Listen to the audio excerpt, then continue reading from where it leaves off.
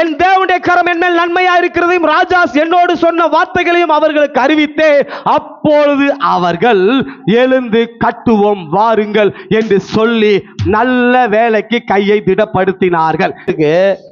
1000 வேலை இருக்கட்டும், 1000 பிரச்சனை இருக்கட்டும், ஆனா ஒரு நல்ல வேலை இருக்கு. அந்த வேலைக்கு உன் கையை திடப்படுத்து. இந்த வேலையில நீங்க இருந்தீங்கன்னா பரலோகத்துல பெரிய பொக்கிஷம் இருக்குது. ஐயா, ஒரு வீடு கட்டுற வேலை இல்லை ஐயா, ராஜ்யத்தை கட்டக்கூடிய வேலை. நான் சொல்றேன், தேவனுக்காக சில காரியத்தை கட்டி எழுப்ப ஆரம்பிங்க.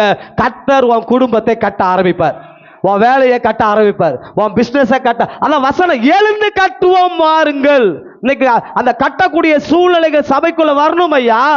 எழுந்து அவர்களை வசனம் சொல் தங்கள் கைகளை திடப்படுத்தினார்களாம். நான் கேட்கிறேன், இன்னைக்கு இந்த வருஷத்துல உங்க கைகளை கர்த்தருக்காக திடப்படுத்த முடியுமா? இந்த வருஷம் உங்க கைய தேவனுக்காக திடப்படுத்துங்க. ஏன் தெரியுமா? பெரிய வேலை இருக்குது. இது சாதாரண வேலை இல்ல சிஸ்டர், இதுதானே பெரிய வேலை. இந்த உலகத்துல நீங்க எஜமானுக்கு கீழே வேலை செய்யலாம், எந்த இடத்துல வேலை செஞ்சாலும் நான் சொல்லுவேன், இந்த உன்னதமானவருக்கு நீங்க வேலை செய்வீர்களானால் இதை விட பெரிய வேலை இந்த உலகத்தில் இல்ல.